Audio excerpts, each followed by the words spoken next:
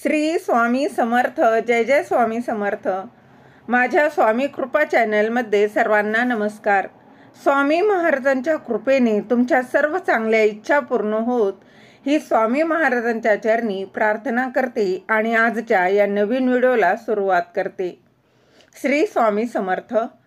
यंदा रथसप्तमी कधी आहे, या दिवशी काय करावे, कशी पूजा करावी, हेच मी तुमच्या या व्हिडिओ तुमच्यासोबत शेअर करणार आहे. ते जाणून घेण्याआधी तुम्ही माझ्या स्वामी कृपा चॅनलला सबस्क्राईब नक्की करा.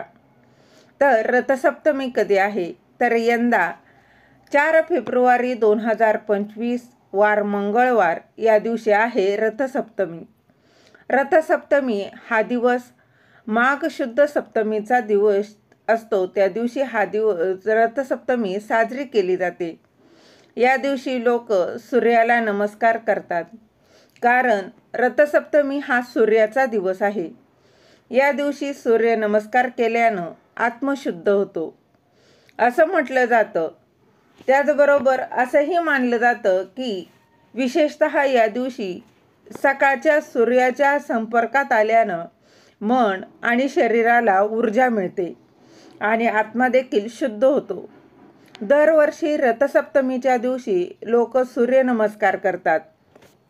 काही लोक तर 108 देखील सूर्यनमस्कार करत असतात.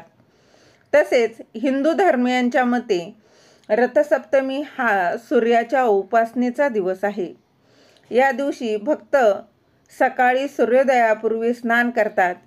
लाल फुले, चंदन, कापूर अर्पण करून छोट्या कलशातून सूर्याला जल जे आहे ते आवर्जून अर्पण करावं. असं केल्यानं सूर्याला अर्घ्य अर्पण देताना गायत्री मंत्र किंवा सूर्याची उपासना आवर्जून करावी. अशा पूजेने समृद्धी प्राप्त होते असा संकेत आहे. 7 घोडे आणि सारथी अरुण म्हणजेच गरुडाचा मोठा भाऊ यासह सूर्याची पूजा करताना सूर्याची सोन्याची प्रतिमा रथात ठेवतात. या दिवशी अंगणातील तुळशी वृंदावनासमोर रथ आणि सूर्य यांची सुंदर रांगोळी काढली जाते. या दिवशी अंगणात मातीच्या एका छोट्या बोळक्यात दूध ठेवून ते उकळवून उतू घातलं जातं व सूर्याला खिरीचा नैवेद्य म्हणजेच सूर्याला खिरीचा दूध भाताचा नैवेद्य जो आहे तो दाखवतात. व या दिवसाच्या या व्रताला अनन्यसाधारण असे महत्त्व असल्यानं या दिवशी उपवास देखील केला जातो.